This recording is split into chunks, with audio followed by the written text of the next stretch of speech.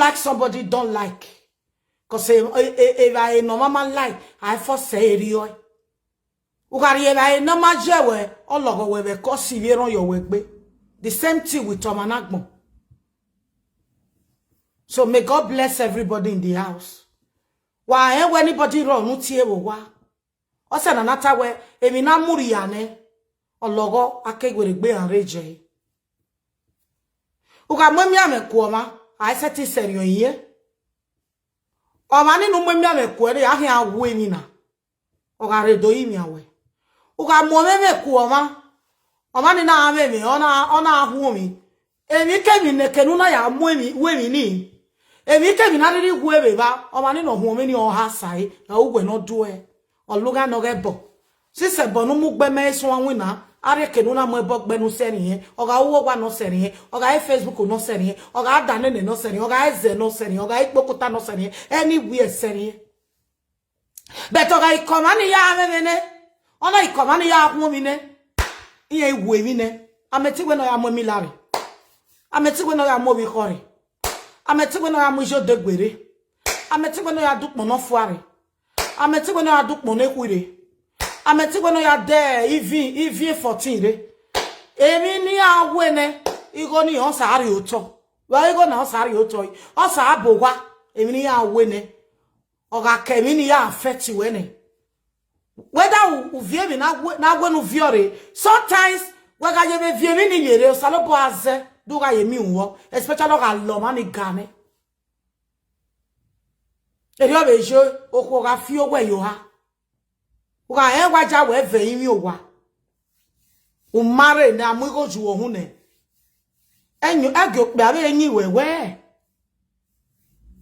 Eta we because mare we boge nwina onwina. Egwon we ni me ya gwon. Egwon we no ge girlfriend we ni no ju po yawo. Emi tete e. O se we ni nero wodo. No se we ni Wi-Fi 5 and 6. Emi tete e wa en wo wodo je. Ege no ya nwina we. O ma ga ri go nu e okpi atamoda fon we. Atama tama o wa we ne mi meke na re mane. Eji yokobo omoda fon we. Uga ewu ma we mo enu ana amu yokobo ma e wa kokpa. Sister we go wa ga ti wo bo big man. Sister we go we mo ga go we my daddies have money. It's a prestige to your children. Area zena yak bokma ogwo ma.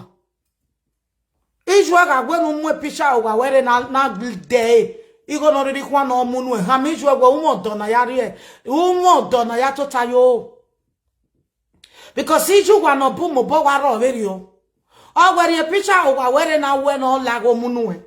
O ga mwene ni go no we amuge family we wa. Egbo ya ewuri yeke. Udagwe omo na nware omo na do ba go obera ujiro. Omo ga gwali go omo na mera no rie ne ujiro. Omo ga ni demi omo na mera no do ene ujiro. Wa we mi wa o da o. Odo ame e family okpa wa kikin. E pokpa wa kikun aye. E mo pa wa kigbata. Iju egiru we buwa. Era giru we buwa. E twero pa giru we buwa. Ya se gba se nu we best friend we nu ka he uke on awwa we. Ri e go bokpa. Osero nu ebe 20 years ago. O me sik big be nu awwa we. Awwa wo egbe we. O se nu ebe 20 years ago. Uga ebe 20 years ago. Udomi odobe last year. Adoni awwa we me ni jore o egbe we. Uga onu godo we ari na awwa we hi upoma. Eru ason o mana ya muji anodo. Kame enika o. Wo oni ya jefe ya woda fon we. Oga we a uchichichi we no ge tell no ma clear mu yo benika o ya ga dole eji nu e no gwa lo eji e mo okwo amo emire de manu pe ya. Okwo amo o pe ani de zogwegi. How we are doing? We kamenika wo ono da fon we masek beneji ha we no tari ogele aje e mo no domo no biene won e fi egbe no da fon we mata wata ma we na apagbe umana ti pagbe bo giason aya yo bo giason na o giason na o wi no gege tutu salobo we baba mu ma o wa me muju obo gia promote e wi wina kemi no ri ya u ge ga migo Gigo ga la ekpo ge ya. E gigo gi kabe pe, e gigo gi kaba kante. Ge mi go ya we mi no da borio. Ge mi go ya di motagbon, ge mi go ya bo wagbon. Ebi ya no mu yo to ge mi go ya wefo. Gyo pe asame na enwon, gyo po same na enwon.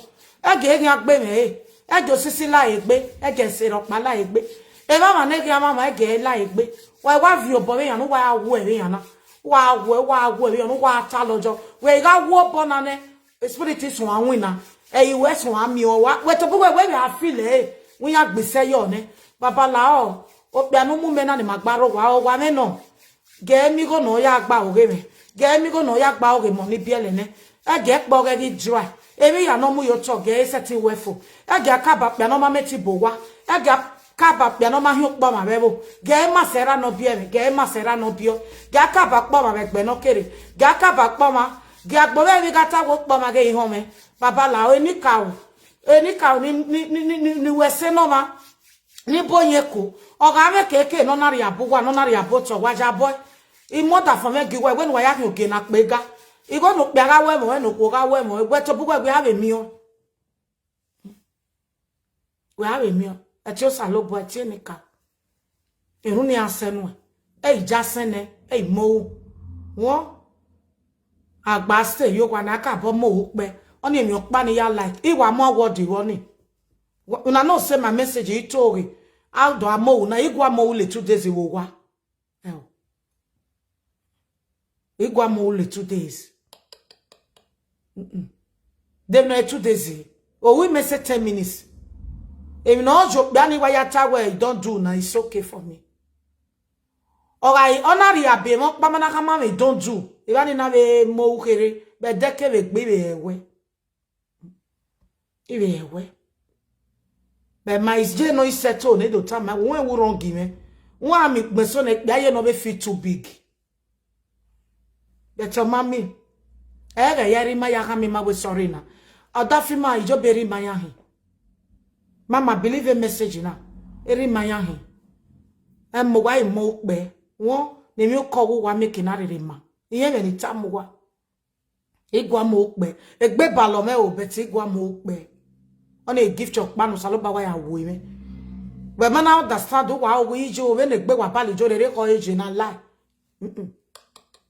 Ya wata lo no wa fu be ko me. Ugba se fa we ye mo wa igun imi ame igi mo. Ogba we ni we de gbe imi awe o igi mo. O be fo ne abe gbera wa ni ne. Abe gbera ko sin igi amo pe mi do abege we. So, avec berabani ne yo na ka weba e mani me go bebo. Odonu me era me go ije me go. U bege gu yo ko strong go ne gbe, yo ko fight ne gbe, we mudiane asije. Eruwe se. Eruwe amudiane, mama ka na so e. No age, emi ya no wa ma fo last year, why we for okpona. Especially na ge ga wa we mu gbagbo. Oma no mo gbagbon ekera ya pushiyan papa na ya pa ne da se yan ho po ma ne e ma ni ma mo gbagbon a si pagbe wo ma won da fon we bo wi are ne ko si pe abu na ya won bebedi oga e gbo pe be ri ona wa si aye ko so ma no ma ono pagbe we a onu we si e pagbe we be de so we pa nu we hin owo wi je nu we fati e lafi we be u ga e go wo won e bo be yo to boy e pagbe bo wi are. Your to boy gwalu mama gbon support her with a prayer. Wo me go no amune bete prayer se go. So iya je gbe aga ya support her we e je gbe aga support her. Erun we o wa ya support her. Ami pe ano wa de lazy. Be na ye gwana na so me yore be bedi. E gbe ni meka no yore ne sin. Just we e go ma get we mi no die worion. Jerun swe. Wa we wa ne une wa pe ive wa ke ewu na yato ewu ni rama ya ma eri o ewu ku won ge family bu na cause agwe family na agwa mi okpo ma wo but with your prayer my sister oda fun we break a cause ni o break a cause ni eta wi jo wa gbo me ki no do na run okpia o wa gbon wa hin o wa gbon we hin. Power ni there is power in our tongue. Oko wa wetin. Wa me begani na abiji ma ye mudia be de gbe Ye view boda do ya neru. Okbi ari okweva eme no neru nine. Okbi anari okwokpa ana mo bonna re wima. Ije me manna ni ramete. Owoke na me manna ni je mete. O manna ni ramete. Bete maro ni me mi gori okwokpa me do ba ko nine. Ni maga agbe bododo o ma gi ma li oko wi ante. Ona neru na wai. Betu ago ko ni okpa wai me wo. Anybody no ri okweva no ri okwe ayo mu di anegbe. E ma to salopatana. Ugari okweva no ri okwe no ri okwe ne wo mu di anegbo. But oga una gele wo wokpa wa weri e my sister. Ok be atia we boda o kwa atia we boda o. Awo mohi ugele mudia na wa we yama. Yes. Weri ke do mi obo no fia vegena. Imotori mo boy sewo no bona fia. Wa we nu lodo boya mudia na wa we. Imoto eri sewo ni. Evo no bona ifia vegena. Imotori seva. Omekenu ase emeshi muwe ahia o ulai. Emina nani ni ala wenze na yeze ya fia we gbera. Mabere ke ni moto wa la fioni. Emini ya urise. Iya yobi ya ri ya ewane. Una ogwe nu jebo nu ya mudia na wawe. O logo o deni o mai komo. Dege ne deno. O te wa ma. Eta bo nwina obo wa nwina bete keni moto esenu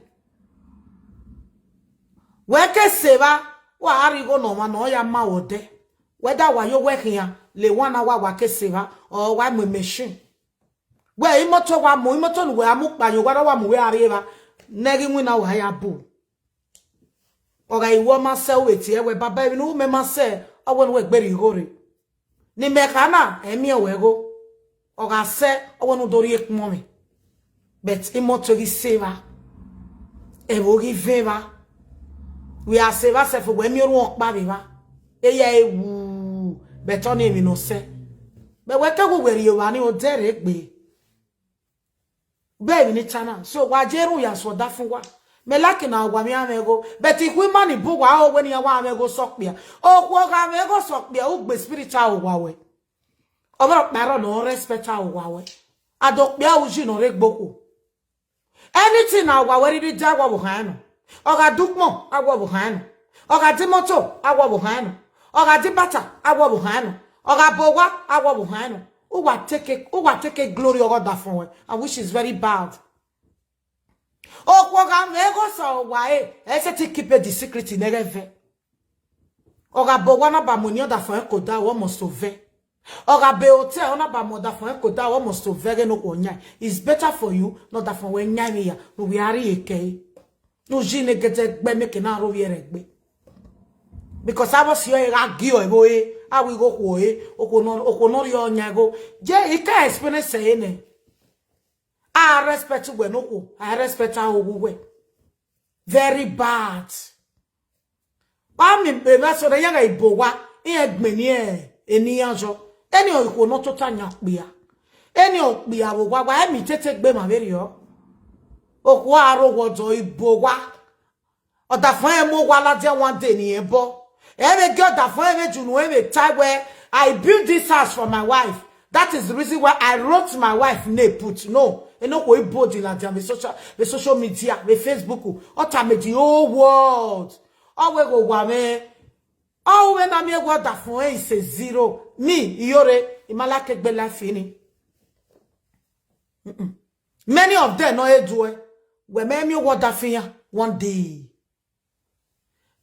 Nothing. The only thing here show a picture me about that fear about morpho. Anything property.